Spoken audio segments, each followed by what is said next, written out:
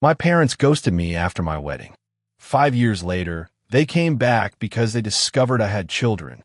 Follow or subscribe for more stories. My husband and I met at work. He was my boss, and for more than 2 years, we ignored the attraction between us.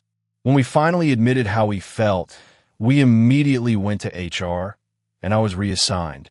From then on, we handled everything openly and by the rules. About a year later, I got pregnant. We already loved each other, lived together, and knew each other better than most couples do, so getting married felt right. The part one dreaded was telling my parents. They had always been overprotective. I knew they would focus on the fact that he had once been my boss, even though he had never pressured me or taken advantage of me. I also knew they might be overwhelmed if I told them about the baby at the same time, so I kept the pregnancy private. At 4 months, a flowing wedding dress hid it easily. Before the ceremony, my mom pulled me aside and asked if I was absolutely sure. I told her I was. The ceremony went beautifully. My dad walked me down the aisle, my husband and I exchanged vows, and nothing seemed wrong. But the ceremony and reception were at different locations. When we reached the reception, my parents never arrived. I called. No answer. My brother called them, and they said they were tired and uncomfortable, so they had gone home. After the wedding, I discovered they had blocked me almost everywhere. Email was the only option left. I wrote them a long message saying I was an adult who had made an adult decision, and I hoped they could eventually respect my marriage. They never replied. 5 years passed. My husband and I built a happy life. We had 2 children, and a 3rd baby was on the way. We rarely posted online, but for our 5th anniversary, I shared a short message celebrating our family. Within a month, my parents left a voicemail. They said they had seen the post. They had never known they were grandparents, and now they wanted to meet our children. More messages followed, asking why I would not answer. Part of me wondered whether I was being unfair. I had said we could talk if they ever learned to respect my choices. I had never put an expiration date on that offer. My brother thought I should at least hear them out.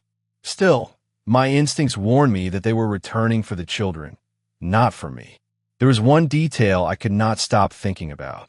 I am white. My husband is not.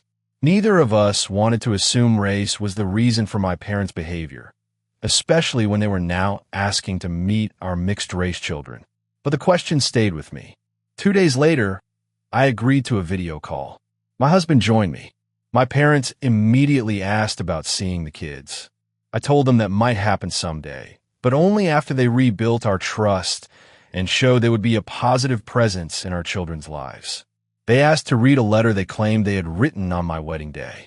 In it, they said they believed my former boss had taken advantage of me.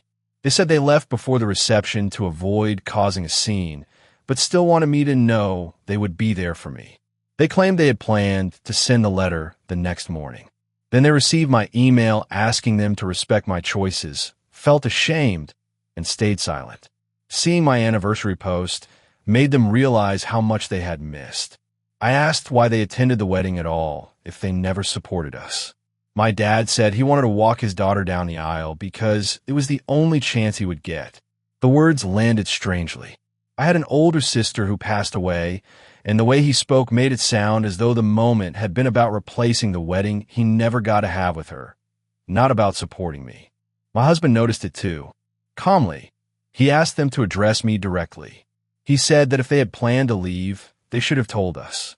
And as a father, he could not understand abandoning a daughter for 5 years, then returning only after learning there were grandchildren. That was when my dad snapped. He used a racial slur against my husband. My mother immediately tried to smooth it over, but I ended the call. Afterward, they sent messages insisting one slur did not make them racist. They even argued that my father would never say something like that in front of the children, so they should still be allowed to meet them. But that excuse answered every question I had carried for 5 years. This had never really been about workplace boundaries. If it had been, we might have found a path toward reconciliation.